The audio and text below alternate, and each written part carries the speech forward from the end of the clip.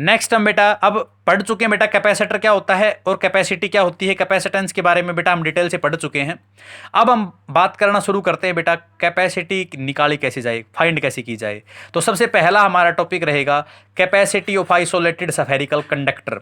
अब आप कहोगे सर आप तो बात कर रहे थे कैपेसिटर के बारे में, आप तो कंडक्टर उठा लाए। तो बेटा एक सिंगल कंडक्टर के ऊपर भी चार्ज को स्टोर किया जा सकता है। तो कैपेसिटर तक पहुंचने के लिए सबसे पहले हम स्फेरिकल कंडक्टर की कैपेसिटी निकालना सीखते हैं।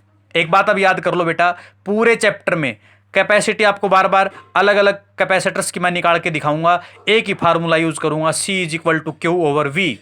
जिस भी डायग्राम की आपको कैपेसिटी चाहिए उस डायग्राम का आप V निकालो सिर्फ, और पोटेंशियल निकालना तो आपने पिछले चैप्टर में सीखा है बेटा। इसी का देख लो, आइसोलेटेड स्फेरिकल कंडक्टर का पोटेंशियल क्या होता है, total charge over 4 pi epsilon not and radius of the conductor. V की वैल्यू आप यहां पुट करवाओगे नीचे, तो Q तो नीचे रह गया 4 पाई एप्सिलॉन नॉट R, पलट के ऊपर चला गया, Q से Q कैंसिल हो गया, C कितना रह गया बेटा 4 पाई एप्सिलॉन नॉट R।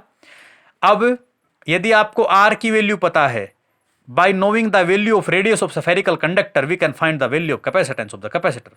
या कंडक्टर बेटा आप इजीली फाइंड कर सकते हैं बेटा।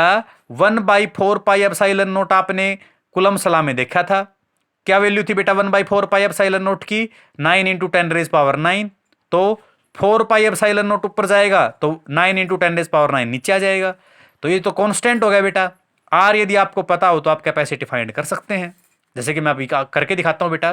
कैपेसिटी ऑफ अर्थ, अर्थ को भी बेटा, earth is treated as an isolated spherical conductor. धरती को भी एक आइसोलेटेड स्फेरिकल कंडक्टर माना गया है।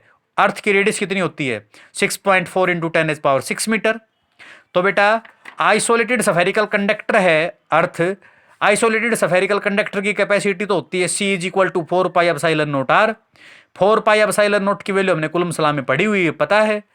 R है रेडियस ऑफ अर्थ, इसकी वैल्यू भी पता है, दोनों की वैल्यू पुट करवाई तो C आ गया बेटा 711 into 10 raise power minus 6 farad. 10 raise power minus 6 को क्या कह सकते हैं, micro, mean C is equal to 711 micro farad, 711 micro farad. This is the capacity of अर्थ।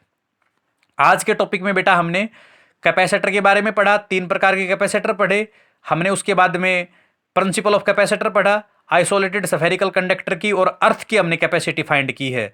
कल के टॉपिक में बेटा हम parallel plate capacitor, spherical capacitor और सिलेंड्रिकल कैपेसिटर तीनों की कैपेसिटी फाइंड करना सीखेंगे।